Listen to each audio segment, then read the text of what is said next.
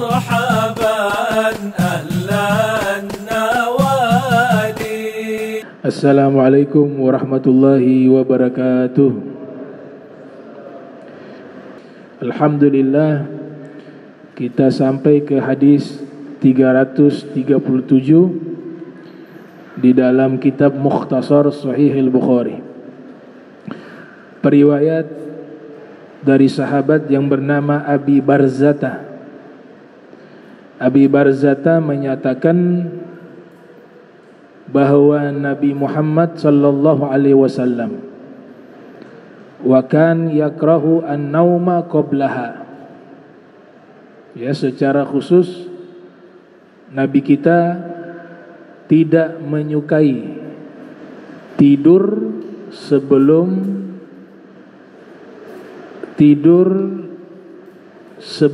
Isya. Jadi antara maghrib dengan waktu Isya, di waktu itu Nabi tidak menyukai tidur di waktu tersebut. Nah, insyaallah nanti kita bahas waktu-waktu yang tidak baik bagi kita untuk kita gunakan tidur di waktu tersebut. Dan itu selaras dengan ilmu kesehatan. Di dalam ilmu medis juga ada waktu-waktu yang tidak baik kita tidur di waktu tersebut. Ternyata ketika dihubungkan sesuai apa yang sudah dicontohkan dan dituntun oleh Nabi kita Muhammad sallallahu alaihi wasallam. Di hadis ini secara khusus menyatakan qabla Isya. Tidur sebelum Isya adalah salah satu waktu yang tidak disukai oleh Nabi sallallahu alaihi wasallam untuk kita gunakan tidur di waktu tersebut. Tidur itu termasuk kebutuhan. Di surat Ar-Rum ayat 23 Allah Subhanahu wa taala berfirman bahwa tidur itu termasuk tanda-tanda kebesaran Allah. Coba kita tutup mata, hilang kesadaran sesaat, dan waktunya diatur oleh Allah kepada semua makhluk itu butuh tidur kecuali malaikat. Ada teori mengatakan bahwa hewan-hewan juga ada yang tidak tidur, tapi kalau disurvei mereka tidur juga, cuma durasi waktunya singkat. Di ilmu zoologi dikatakan hewan yang tidak pernah tidur ikan paus misalnya. Tapi kalau disurvei dia juga tidur, hanya sekian menit saja. Kalau tidurnya kelamaan berbahaya bagi dirinya, karena dia akan tenggelam sampai ke dasar lautan. Jadi Allah setting memang. Katak juga begitu, tidur sambil terbuka mata, katak. Nah, jadi semua hewan itu yang teori mengatakan tidak tidur, ternyata tidur juga. Manusia juga demikian, butuh kepada tidur. Hanya satu makhluk yang tidak butuh tidur, malaikat. Wal malakul ladzi bila abi wa la akla lahum. Wal malakul ladzi bila abi wa la akla lahuma wala nauma lahum. Wala nauma lahum. Wal malakul ladzi bila abi wa la akla la syurba wala nauma lahum. Di Aqidatul Awam dijelaskan, malaikat tidak punya bapak, tidak punya ibu. Wal malakul ladzi bila abi wa la akla la syurba wala nauma lahum.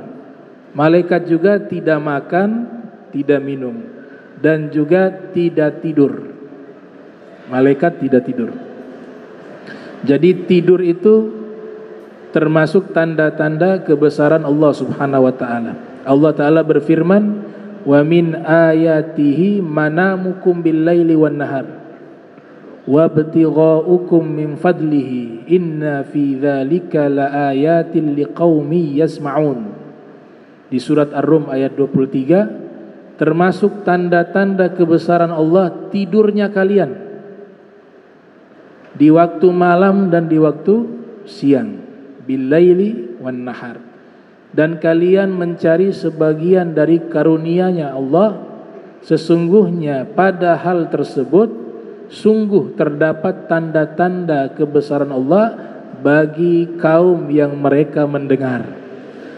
Ayat ini menegaskan bahwa tidur itu adalah tanda-tanda kebesaran Allah Subhanahu wa taala.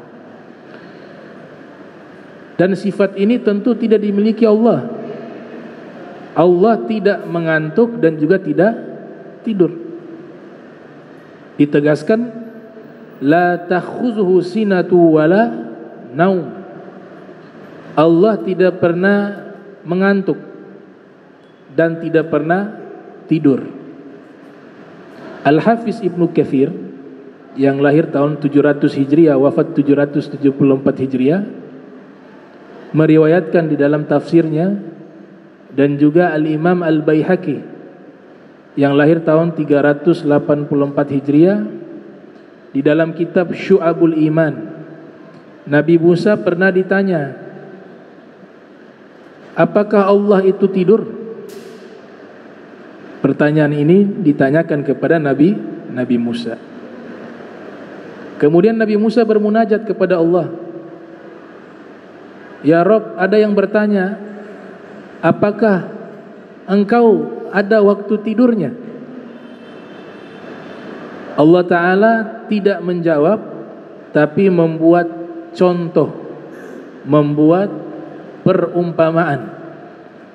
Fa'auhallahu ta'ala ila Musa, maka Allah wahyukan kepada Nabi Musa untuk mengambil 2 botol yang berisikan air. Wa fir riwayah kidhan wahidah, dalam satu riwayat 1 gelas. Sudah terlepas dari perbedaan ceritanya, tapi substansinya sama. Ambillah 2 botol tersebut, kata Allah Ta'ala, kau isikan air di 2 botol itu. Kemudian ketika sudah terisi 2 botol itu dengan air, kau pegang 2 botol tersebut, jangan sampai jatuh. Sampai kapan? Allah Ta'ala nyatakan, sampai ada perintah dari saya untuk menghentikan kau memegang botol tersebut. Maka mulailah Nabi Musa memegang 2 botol yang berisikan air sampai begadang, sampai tengah malam. Mulai ngantuk Nabi Musa. Jangan sampai ini jatuh botol. Karena saking ngantuknya Nabi Musa, tertidur dalam posisi berdiri. Tidak sengaja 1 botol itu lepas dari tangannya, jatuh pecah. Kemudian tersadar Nabi Musa. Allah Ta'ala kemudian menjawab, wahai Musa, kata Allah Ta'ala, wahai Musa, lau ghafaltu an ibadi lahzatan ya Musa la saqatat as-sama'u 'alal ardi. Wahai Musa, seandainya saya lalai sesaat saja, saya tertidur atau saya mengantuk, maka langit itu akan jatuh menimpa bumi. Nah, itu analogi yang Allah Ta'ala buat. Tertidur sesaat, botol itu lepas dari tangannya. Diumpamakan alam semesta itu, ketika dikatakan Allah itu punya sifat mengantuk dan Allah itu tertidur, maka ini alam sudah hancur sejak lama.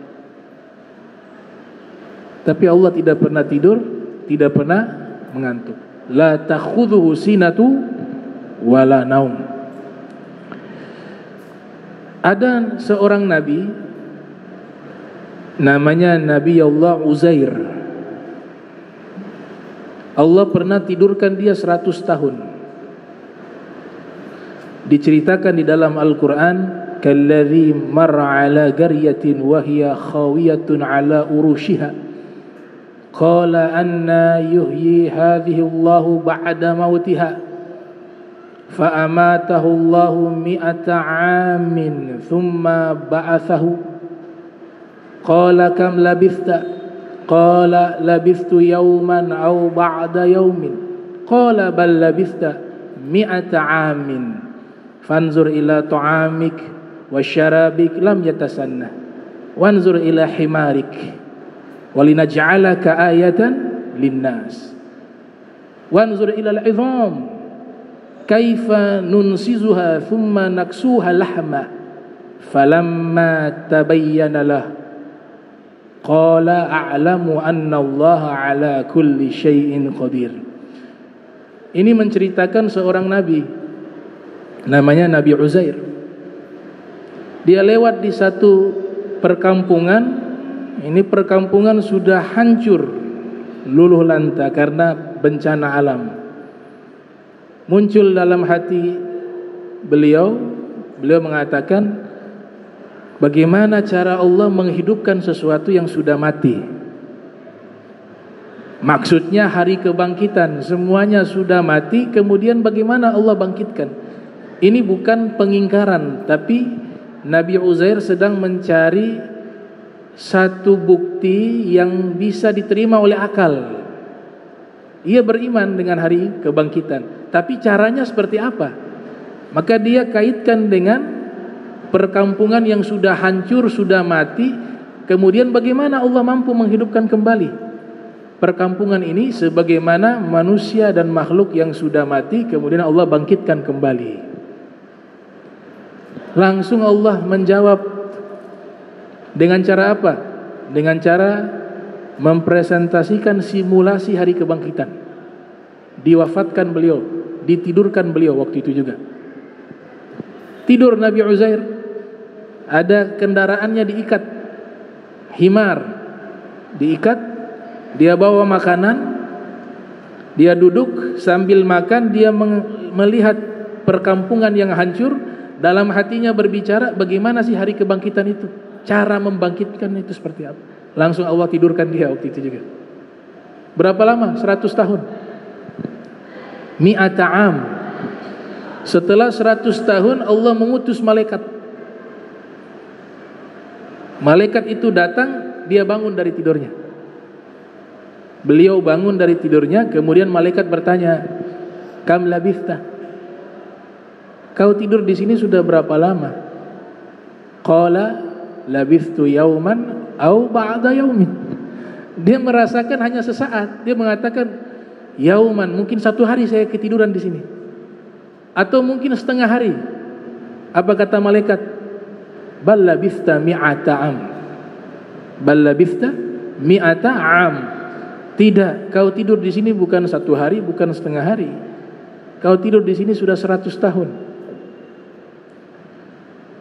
Fanzur ila ta'amik wasyarabik lam yatasanna. Coba kau perhatikan makananmu, minumanmu masih utuh, masih awet. Ini analoginya dia atau beliau sama dengan makanan tersebut, awet. Walaupun sudah 100 tahun masih awet karena Allah jaga. Hukum normalnya akan hancur. Itu teknisnya tuh ditunjukkan. Kemudian coba kau perhatikan. Nah, ini sekarang buktinya kalau sudah 100 tahun. Lihat kamu punya kendaraan himar, keledai, sudah jadi tulang belulang, jadi fosil. Bukan tulang lagi kata ulama ahli tafsir. Itu hewan tersebut sudah menjadi fosil karena 100 tahun. Di situ dia lihat, berarti benar sudah 100 tahun. Coba kau perhatikan. Nah, kemudian ada yang ketiga. Kau perhatikan itu himar, tulangnya sudah tersisa tulang belulang. Diperhatikan oleh Nabi Uzair. Kemudian Allah Ta'ala mulai hidupkan kembali dia. Mulai ada muncul daging. Daging tumbuh di hadapannya. Daging itu tumbuh, kemudian ada darah, kemudian kulit. Setelah itu Allah Ta'ala kembalikan ruhnya hewan tersebut. Dia hidup kembali. Itu hewan teriak, dalam tafsir dikatakan teriak sampai urat lehernya putus karena berpikir sudah terjadi hari kebangkitan. Maka Allah katakan, inilah cara saya membangkitkan seluruh makhluk yang mati saya hidupkan kembali di hari kebangkitan. Falamma tabayyana lahu qala a'lamu anna Allah ala kulli syai'in qadir. Ketika sudah jelas apa yang dia lihat, tanda kebesaran Allah tersebut, maka dia menyatakan, aku mengetahui sesungguhnya Allah itu mampu melakukan segala sesuatu. Nah, ini Nabi Uzair. Beliau ini diangkat dan diyakini sebagai Tuhan oleh orang-orang Yahudi. Orang-orang Yahudi menganggap sebagai Tuhan. 100 tahun tidur. Ada yang lebih lama lagi, Ashabul Kahfi, 300 tahun lebih, 309 tahun. Imam Qatadah mengatakan tidurnya itu 309 tahun, itu pendapat orang-orang Bani Israel. Tapi pastinya itu wallahu a'lam. Namun tidurnya itu lama, masuk mukjizat juga. Sehingga dikatakan di dalam firman, walabithu fi kahfihim thalatha mi'atin sinina wazdadu tis'a. Mereka menetap di dalam goa tersebut, tidur di dalamnya 300 tahun dan ditambahkan 9 tahun oleh mereka. Jadi 309 tahun. Bangun masih hidup dan merasa tidur sesaat saja. Nah, nanti kita di kuburan juga begitu. Menanti hari kiamat, kalau dia orang baik, tahu-tahu kayak orang tidur bangun, sudah terjadi hari kiamat. Tapi orang ahli neraka, Allah lamakan waktunya. Kemudian waktu yang lama itu diisi dengan siksaan dan azab. Nah, Ashabul Kahfi bangun 309 tahun. Kalau kita perhatikan secara kaidah bahasa Arab, itu thalatha mi'atin, itu harusnya thalatha mi'ati sanatin. Kalau bahasa Arab yang fasih seperti itu. Tapi di sini Allah Ta'ala nyatakan thalatha mi'ati sinina. Yang betul sanatin. Kenapa tidak sanatin tapi sinina? Ternyata konteksnya ini berkaitan dengan asbabun nuzul. Jadi orang-orang Yahudi itu, mereka berkeyakinan Ashabul Kahfi tidur di dalam goa 300 tahun, 309 tahun. Kemudian turunlah ayat yang mengabarkan pernyataan mereka, wala bithu fi kahfihim thalatha mi'atin sinina. Ternyata ayat yang turun hanya sampai di thalatha mi'atin saja. Wala bithu fi kahfihim thalatha mi'atin. Sampai situ saja. Mereka menetap di dalam goa, tidur di dalam goa selama 300. Jadi ayat ini turun sampai di situ. Selama 300. Faqalu.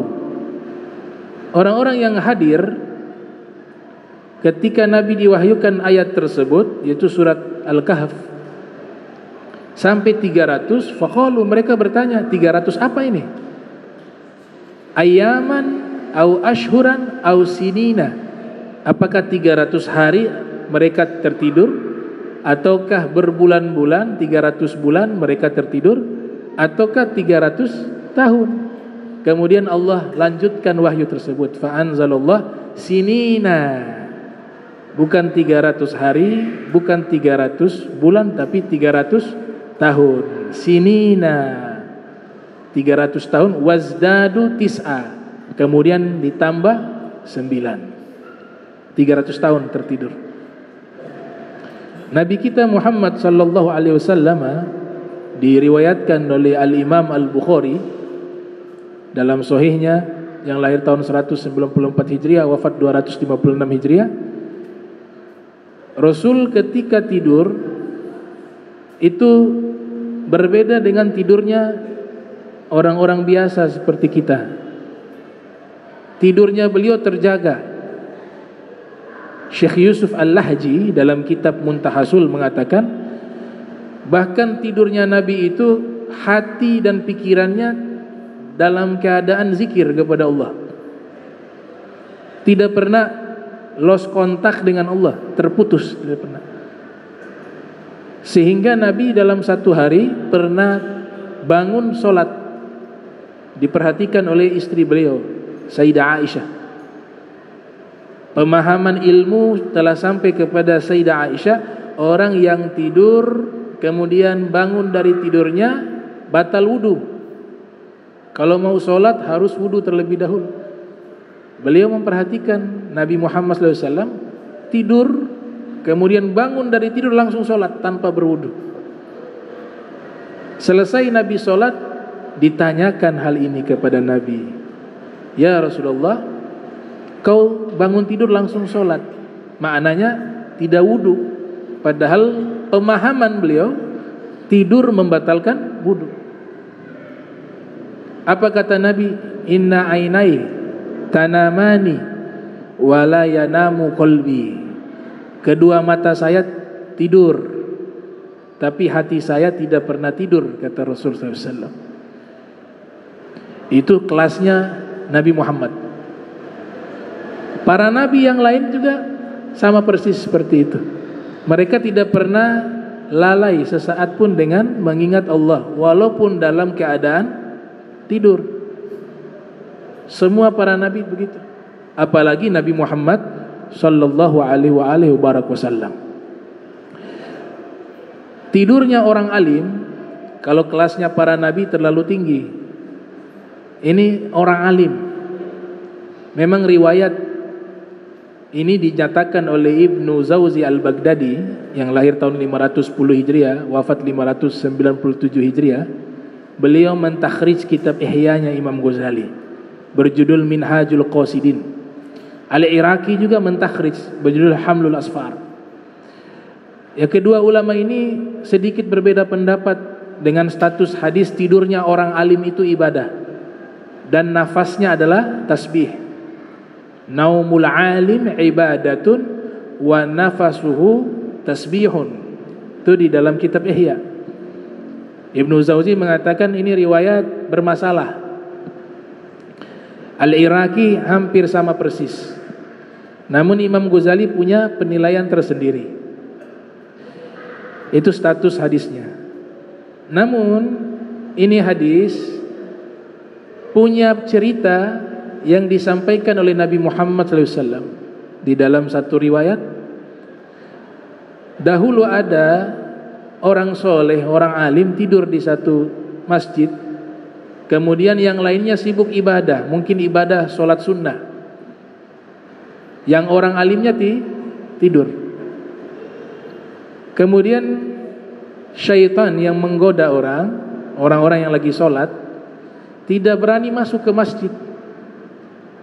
Tidak berani masuk ke masjid. Ini diriwayatkan oleh Ibnu Mulaqin yang lahir tahun 723, wafat 804 Hijriah, di dalam kitab At-Tawdih, syarah daripada Sahih Al-Bukhari, guru dari Ibnu Hajar Al-Asqalani. Beliau riwayatkan syaitan di luar tidak bisa masuk ke masjid. Kemudian ditanyakan kepada syaitan, ada orang dibuka hijab, dia melihat itu syaitan di luar masjid. Dia tanya, kenapa kau tidak masuk? Kau tunggu di luar. Ia mengatakan, itu gara-gara orang yang lagi tidur. Maka ditanya kembali, bukan orang yang sedang ibadah yang menghalangi dirimu masuk? Bukan, yang lagi tidur itu yang menghalangi saya masuk. Kok bisa begitu? Ya karena yang tidur ini dia orang berilmu. Dia tahu hukumnya, hukum yang benar, sholat seperti apa, wudu seperti apa, dan seterusnya.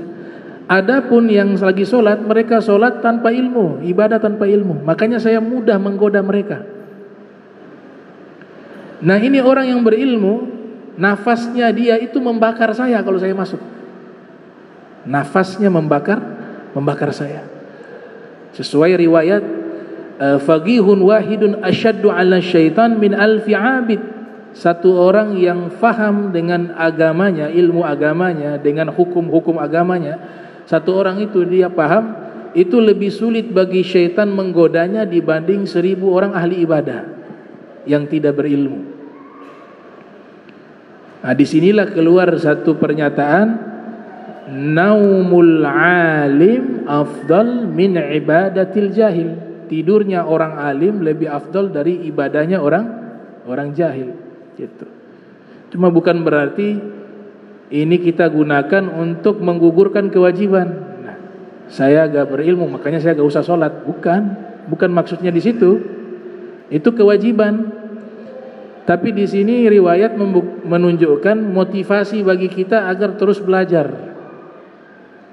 Jangan pernah puas dengan ilmu, terutama ilmu agama.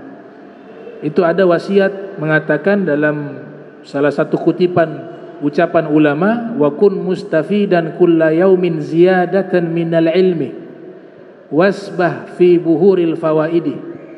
Jadilah kalian setiap hari ada tambahan satu ilmu. Setiap hari minimal ada tambahan satu ilmu. Berenanglah kalian di lautan ilmu, kata ulama dalam syairnya. Tapi ilmu yang mana kita prioritaskan, kita dahulukan. Kita harus pandai memilih. Karena kalau mau mengambil semua ilmu, umur tidak cukup. Salman Al-Farisi, sahabat Nabi SAW, ini riwayat dikutip oleh Ibnu Zawzi Al-Baghdadi dalam kitab Sifatu Sofwa. Beliau mengatakan, al-ilmu kathirun wal umru qasir. Ilmu banyak, umur pendek. Fakhuz minal ilmi ma tahtaju ilaihi fi amri dinik. Maka ambillah ilmu yang paling kalian butuhkan, terutama dalam perkara agama kalian. Ini dipilih ilmu-ilmu yang paling kita butuhkan untuk kemaslahatan dunia kita maupun akhirat kita. Ada juga kejadian yang hampir mirip Nabi Isa alaihissalam. Nabi Isa alaihissalam pernah lewat di satu perkampungan. Di situ banyak orang ibadah. Tapi Nabi Isa melihat salah satu orang tidur santai di situ, tidur dengan nyenyak, tidak ikut ibadah. Dibangunkan oleh Nabi Isa, ya fulan, kenapa kau tidak ikut ibadah dengan yang lain itu, orang-orang yang lain itu? Ia mengatakan kepada Nabi Isa alaihissalam, saya sudah melakukan satu amalan ibadah yang lebih afdal dari yang mereka lakukan. Apa itu? Kata Nabi Isa, yaitu di hati saya ini sudah luntur kecintaan terhadap dunia. Itu yang mereka yang lagi ibadah, di dalam ibadahnya masih memikirkan uang, masih memikirkan pekerjaan, tidak hadir Tuhan di situ. Fisik mereka lagi ibadah, tapi pikiran mereka tidak menuju kepada Allah, menuju kepada kerjaannya, menuju kepada uang, menuju kepada kesibukannya, kosong dengan hadirnya Allah. Tapi kalau orang yang sudah zuhud, itu dunia diperintahkan kerja, capek badannya, capek fisiknya, tapi hatinya itu tenang, karena hatinya itu hanya terfokus kepada Allah, hanya terfokus kepada Allah. Anta maksudi waridhoka matlubi. Kau tujuanku dan ridhomulah adalah cita-citaku untuk aku raih. Kemudian Nabi Isa mengatakan, kalau begitu lanjut tidur saja. Kamu lanjut tidur. Gitu.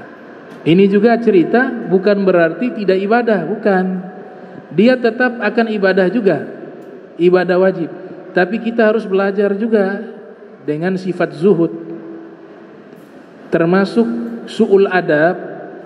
Kita mengakui kita semua nih, termasuk saya, kadang-kadang kita secara tidak sengaja sudah berlaku kurang adab kepada Allah.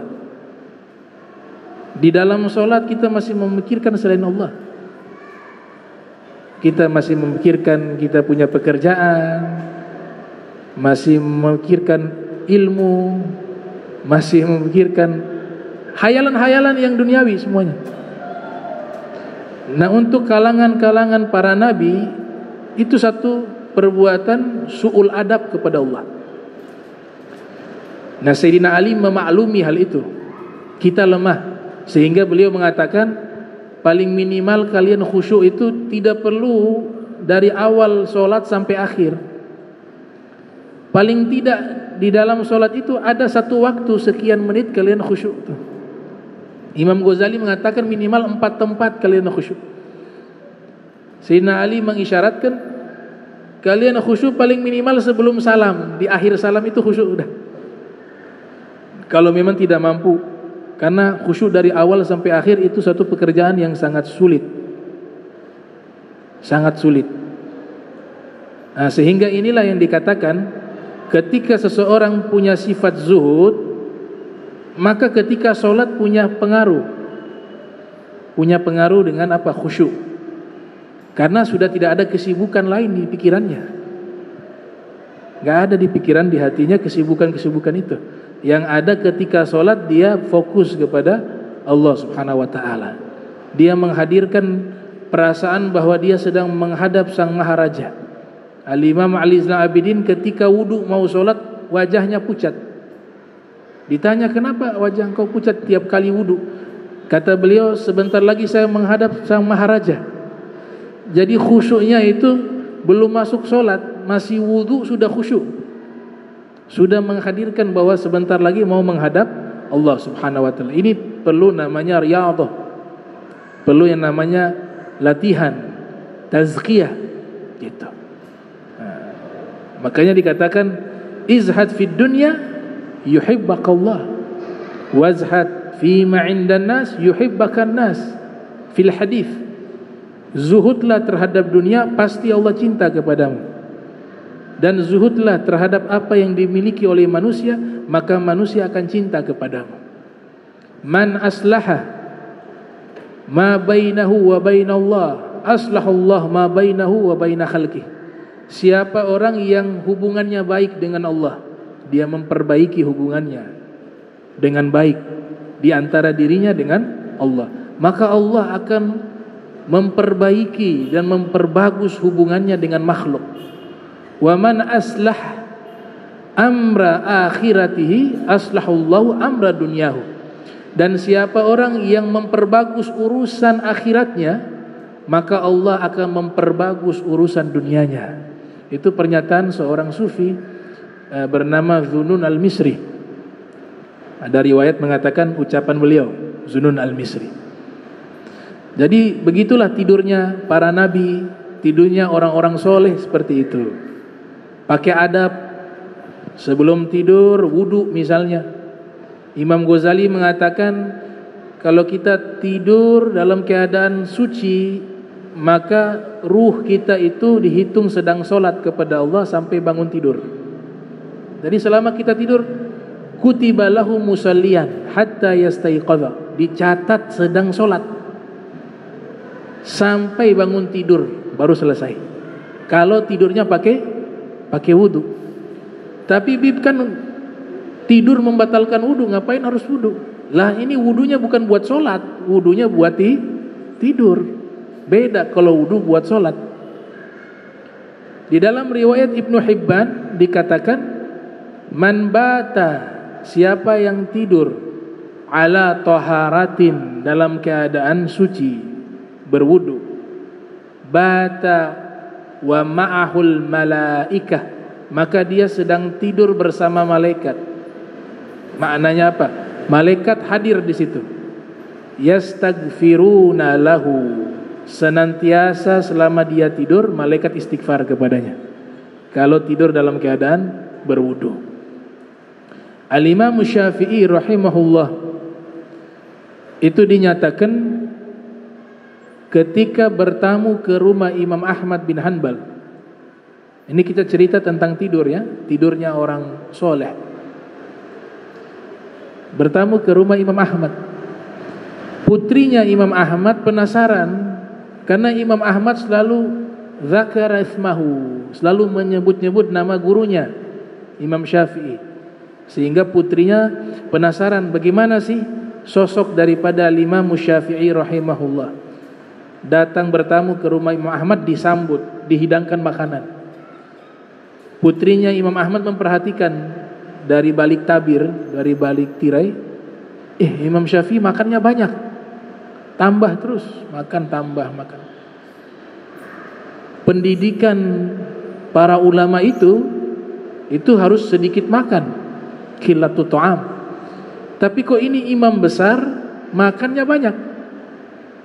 Itu kata putrinya Imam Ahmad.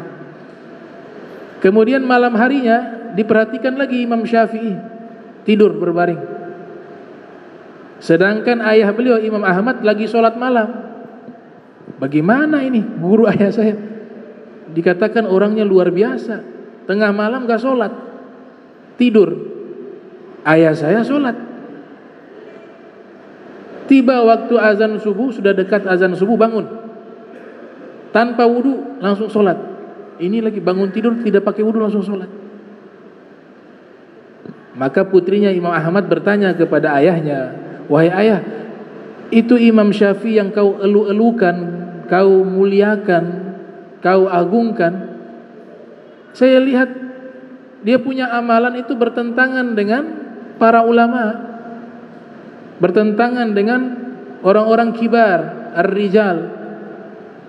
Datang ke rumah, makannya banyak. Sedangkan pendidikan dari para ulama, dari para aulia, qillatut ta'am, sedikit makan. Kemudian di malam hari, tradisinya para ulama dan para aulia tengah malam sholat tahajud, sholat malam, qiyamul lail. Saya lihat dia sedang tidur. Yang lebih fatal lagi, bangun dari tidur tanpa wudu langsung sholat. Itu saya lihat. Imam Ahmad paham betul siapa Al-Imam Syafi'i. Pasti ada alasan yang bisa menjelaskan itu. Maka kata Imam Ahmad, baik, kamu dengar nanti jawabannya beliau atas pertanyaan kamu. Maka ketika itu ditanyakan langsung kepada Imam Syafi'i, putrinya di balik tirai mendengar itu, obrolan tersebut dan pertanyaan tersebut. Imam Ahmad bertanya, wahai imam, wahai guruku, saya mau bertanya aktivitasmu satu hari di rumah saya. Ini waktu kau datang, apa alasanmu ketika engkau makan begitu banyak kau makan? Apa alasannya wahai guruku? Kata Imam Syafi'i, karena ada hadis Nabi. Sebenarnya kita itu diajarkan makan sedikit, makna sedikit secukupnya, kenyang, selesai udah. Tidak berlebihan. Tapi karena ini yang saya lakukan berdasarkan hadis Nabi mengatakan ta'amus sakhi dawa wa ta'amul bakhil da. Makanan orang dermawan obat dan makanan orang kikir adalah penyakit. Saya yakin kau ini adalah seorang yang sangat dermawan. Makanya saya banyak makan dari makanan yang kau hidangkan agar menjadi obat bagi diri saya. Terus pertanyaan kedua, semalam apa yang kau lakukan? Apakah ada qiyamul lail, ada solat tahajud? Kata Imam Syafi'i, tidak. Saya lakukan hal yang lebih afdal dari solat tahajud dan qiyamul lail. Apa maksudnya, wahai guru? Saya semalam berbaring itu tidak tidur, tapi saya sedang memecahkan hukum-hukum agama Islam yang belum ditemukan. Alhamdulillah sudah puluhan hukum agama Islam sudah saya pecahkan tadi malam. Puluhan. Ada fir riwayat 40 masalah. Jadi tidur sambil berfikir dalil ini, kan semuanya sudah ada di memori kepala beliau. Al-Qur'annya, hadisnya, kemudian uslubnya, kawaidnya, istinbatnya, semuanya sudah lengkap. Jadi tidurnya berfikir, menemukan hukum-hukum yang tidak ada pada waktu itu, beristihad. Kemudian kau sholat, katanya tanpa wudu. Ya karena saya tidak tidur, tidak batal wudu. Saya langsung sholat dalam keadaan masih suci, karena saya tidak tidur, hanya berbaring. Maka Imam Ahmad mengatakan kepada putrinya, wahai putriku, kau sudah dengar jawaban guruku. Apa yang dia lakukan lebih afdal dari apa yang aku lakukan tadi malam. Nah, itu tidurnya Imam Syafi'i. Jadi tidur itu ulama fikih membagi, ada yang membatalkan wudu, ada yang tidak membatalkan wudu. Ada tidur disebut naumun khafif, tidur yang ringan. Kita berbaring tapi masih sadar. Orang ngobrol di sebelah masih kita dengar. Iya kan? Tidak masuk ke alam hilang kesadaran, masih sadar, cuma mata saja tertutup. Itu tidak batal wudu. Ada tidur yang disebut naumun wasitun, pertengahan, tidur yang pertengahan, tidak batal wudu juga. Setengah sadar, mata sudah tertutup, kesadaran sudah separuh hilang. Tapi ketika ada suara-suara yang terjadi di sampingnya masih bisa dengar, ada orang berbicara, istrinya atau anaknya, dia masih bisa tahu tuh, oh itu anak saya, walaupun sudah sulit membuka mata. Para fuqaha mengatakan tidur semacam ini belum batal wudu. Kapan batal wudu? Ketika dia tidur hilang semuanya. Suara di samping sudah tidak tahu suaranya siapa, bahkan tidak dengar tuh suara. Kemudian hal-hal yang ada di samping suara dan kesadarannya sudah hilang. Tandanya apa? Tandanya pertama mimpi. Nah, tanda mimpi itu tanda tidurnya sudah thaqil, namanya naumun thaqil. Tidurnya sudah berat, itu sudah batal wudu. Pasti mimpi itu. Ya. Kalau kiai kami tambahkan juga tuh, ngiler.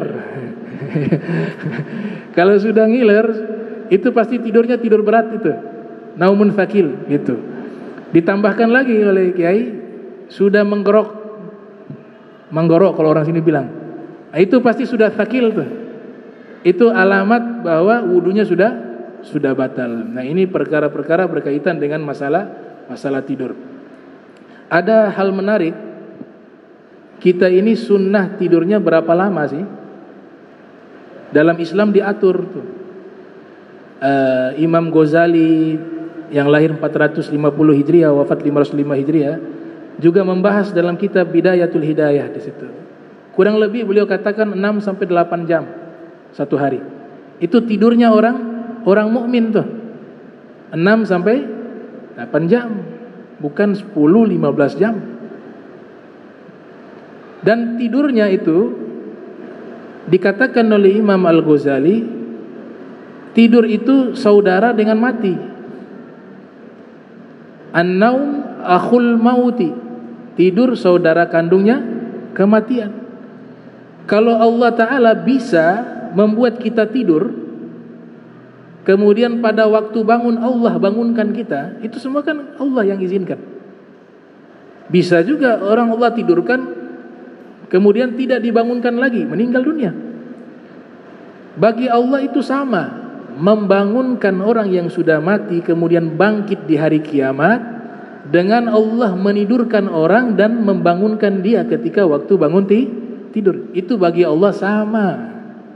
Gak ada kata berat, yang berat ini, yang ringan ini, gak. Bagi Allah ukurannya sama. Oleh sebab itu di dalam doa yang diajarkan oleh Nabi kita Muhammad sallallahu alaihi wasallam, coba perhatikan doa bangun tidur. Itu riwayat sahih, riwayat Imam Bukhari. Alhamdulillahilladzi ahyana ba'da ma amatana wa ilaihi nusyur. Segala puji bagi Allah yang telah menghidupkan kami setelah mematikan kami. Padahal konteksnya ini tidur. Makanya para muhaddithun ketika menerjemahkan makna hadis tersebut, mereka katakan segala puji bagi Allah yang telah menghidupkan kami setelah kami tidur.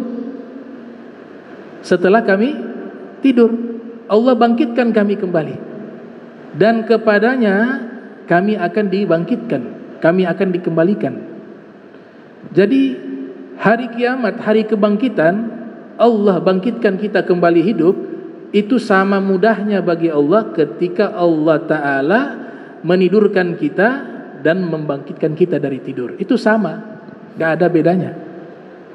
Makanya simulasi hari kebangkitan Nabi Uzair tadi kan Allah berikan simulasinya apa? Tidurkan dia. Beliau sudah tertidur, kemudian Allah bangkitkan dari tidur. Ya begitulah keadaan hari kebangkitan. Mereka rasanya bagaikan tidur, kemudian Allah bangkitkan. Gitu. Jadi Imam Suyuti, Imam Al-Ghazali mengatakan tidurnya orang beriman 6 jam sampai 8 jam. Dan pakai tidur siang. Menggunakan tidur siang. Nah, tujuan tidur siang namanya qailulah. Itu tidurnya Nabi Muhammad SAW. Nabi Muhammad tidur siang sesaat ya, bukan sampai asar. Tidurnya sebentar. Tujuannya satu sebenarnya, tujuan utamanya apa? Agar kuat bangun malam. Tapi tidur siang, sholat malam gak pernah, itu tidur siangnya gak nilai pahala. Tidur siangnya tujuan utamanya biar bangun malamnya itu kuat. Namanya apa? Qailulah. Imam Ghazali mengatakan al-qailulatu bilal qiyami bil laili kas-sahuri bilas siyami bin nahar. Orang tidur siang tapi tidak sholat malam bagaikan orang yang sahur tapi tidak puasa di siang hari. Ya sama, mirip-mirip. Sahur ya, tapi besok gak puasa. Tidur siang tapi malam gak ibadah. Sama kata Imam Ghazali rahimahullah. Nah, Imam Suyuti mengatakan ada beberapa sebutan nama tidur disebutkan oleh Imam Suyuti yang lahir 849 Hijriah, wafat 911 Hijriah. Yang pertama nama tidurnya itu Ailulah. Ailulah ini hiya al-faqr. Dia mewariskan kefakiran. Tidur Ailulah. Kapan waktunya? An-naumu fi awali nahar. Dia tidurnya di awal pagi, di awal siang. Habis sholat subuh langsung tidur misalnya. Pakai jeda waktu sebentar untuk baca zikir atau apa doa. Itu waktu itu kalau kita tidur mewariskan kefakiran menurut Imam Suyuti. Walaupun ini bisa kita jelaskan juga, tidak semuanya tidur habis subuh itu mewariskan kefakiran. Ada orang yang hidupkan malam dengan ibadah, kemudian habis sholat subuh dia tidur. Nah, ini kondisinya berbeda tentunya. Ini yang dimaksud dari malam tidak buat ibadah, kemudian subuh, setelah subuh tidur. Disebut dengan ailulah. Naik lagi waktu namanya indad duha, tidur di waktu duha. Itu dikatakan dengan sebutan failulah. Namanya failulah. Ini mewariskan apa? Al-futur. Mudah capek. Staminanya menjadi menurun. Daya tahan tubuhnya menurun karena tidur di waktu duha.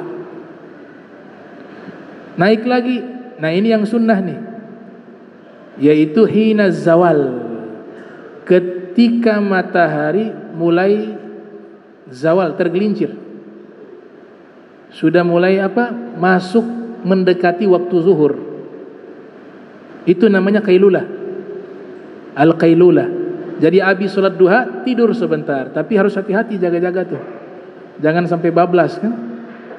Dia qailulah itu diambil dari makna sedikit dan sesaat.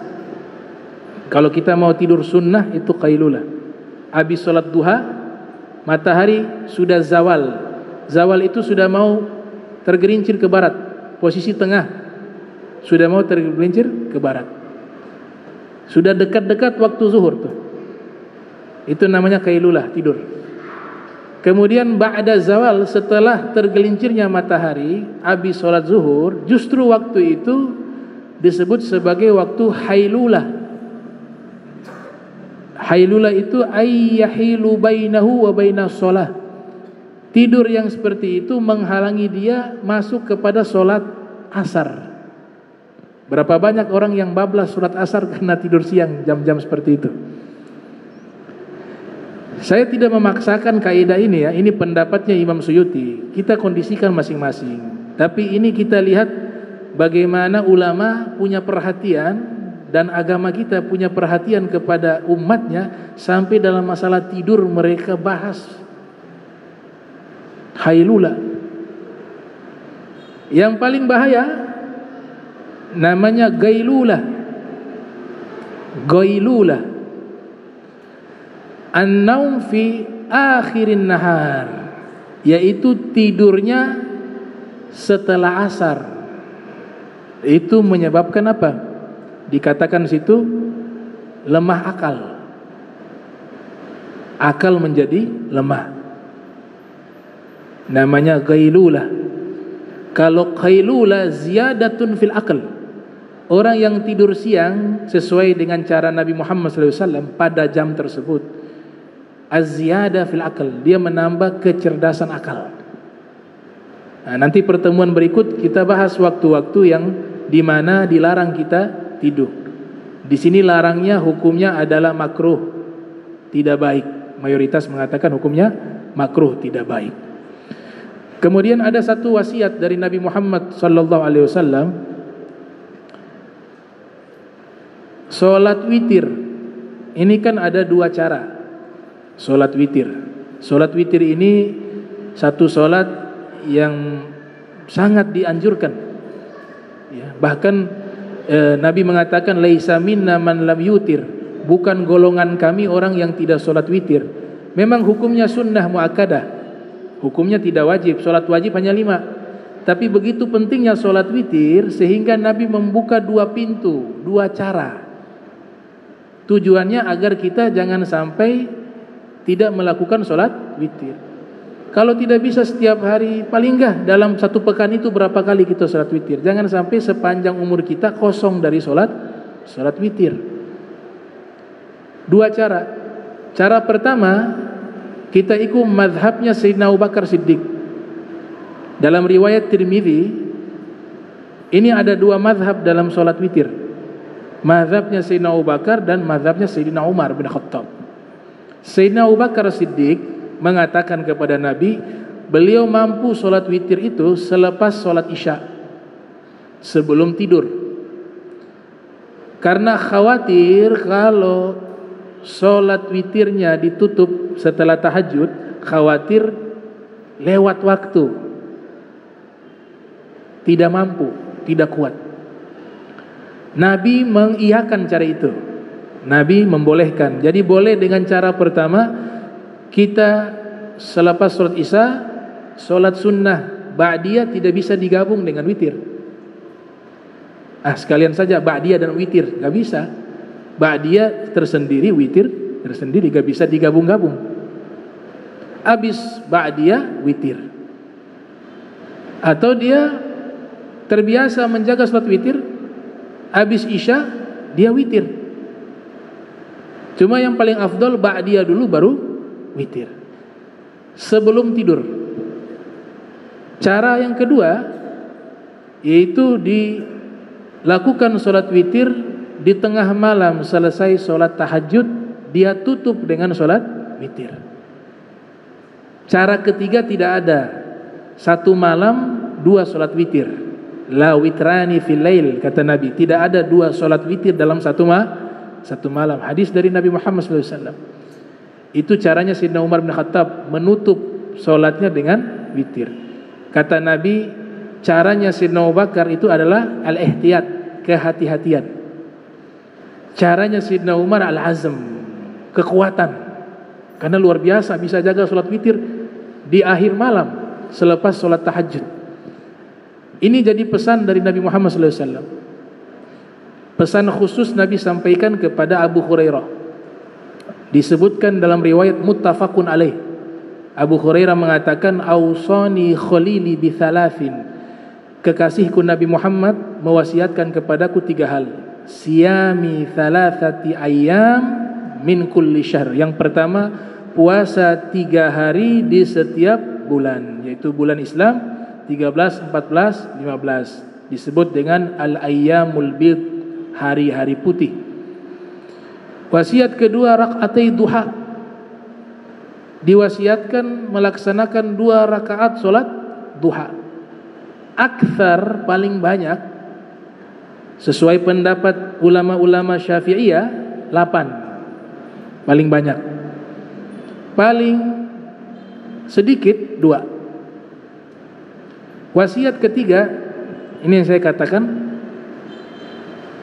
Abu Hurairah mengatakan, an utir qabla an anam. Nabi wasiatkan kepada saya sholat witir sebelum tidur.